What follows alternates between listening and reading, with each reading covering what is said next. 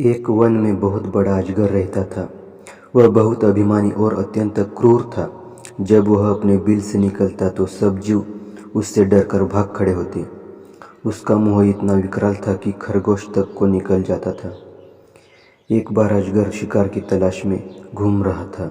सारे जीव तो उसे बिल से निकलते देखकर ही भाग चुके थे। उसे कुछ न मिला तो वह क्रोधित होकर फुफकारने लगा और इधर उधर खाक छानने लगा। वहीं निकट में एक हिरनी अपने नवजात शिशु को पत्तियों के ढेर के नीचे छिपाकर स्वयं भोजन की तलाश में दूर निकल गई थी। अजगर की फुफकार से सूखी पत्तियां उड़ने लगी और हिरनी का बच्चा नजर आने लगा। अजगर की नज़र उस पर पड़ी। हिरनी का बच्चा उस भयानक जीव को देखकर इतना डर गया कि उसके मुंह से चीख तक न निकल पाई।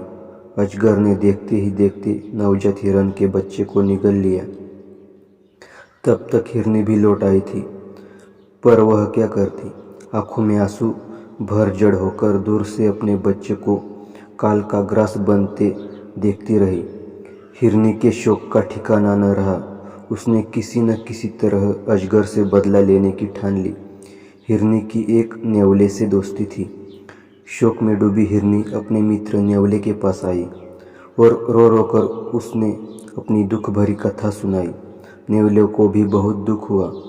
वह दुख भरे स्वर में बोला, मित्र, मेरे बस में होता तो मैं उस नीच अजगर के 100 टुकड़े कर डालता, पर क्या करे, वह छोटा मोटा सांप नहीं है जिसे मैं मार सकूं।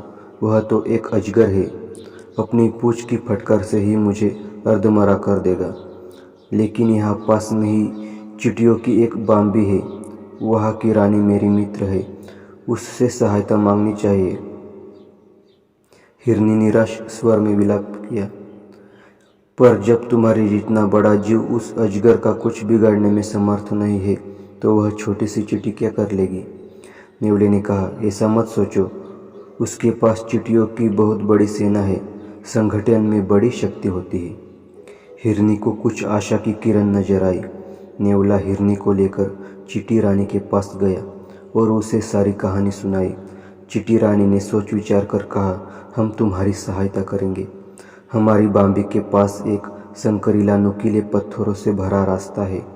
तुम किसी तरह उस अजगर को उस रास्ते से आने को मजबूर करो, बाकी काम मेरी सेना पर छोड़ दो। न्यावले को अपने मित्र चींटी रानी पर पूरा विश्वास था, इसलिए वह अपनी जान जोखिम में डालने पर तैयार हो गया। दूसरे दिन न्यावला जाकर सांप के बिल के पास अपनी बोली बोलने लगा। अपनी शत्रु की बोली सुनते ही अजगर क्रोध में भरकर अपने बिल से बाहर आया। न्यावला उसी संकरे रास्ते वाली दिशा में दौड़ा। अजगर ने पीछा किया।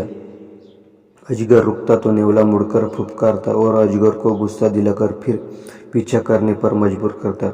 इसी प्रकार न्यावले ने उसे संकरीले रास्ते से गुजरने पर मजबूर कर दिया।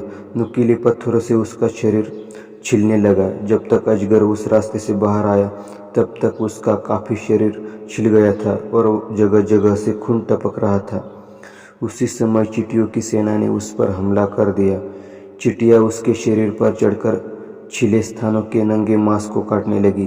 अजगर तड़प उठा, अपना शरीर पटकाने लगा, जिससे और मांस छिलने लगा और चींटियों को आक्रमण के लिए नए नए स्थान मिलने लगे। अजगर चींटियों का क्या बिगाड़ता, वे हजारों की गिनती में उस पर टूट पड़ी थी। कुछ ही देर में क्रूर अजगर ने तड़प तड़प कर दम तोड़ दिया। सीख, संगठन शक्ति बड़े बड़ों को धूल चटा देती है।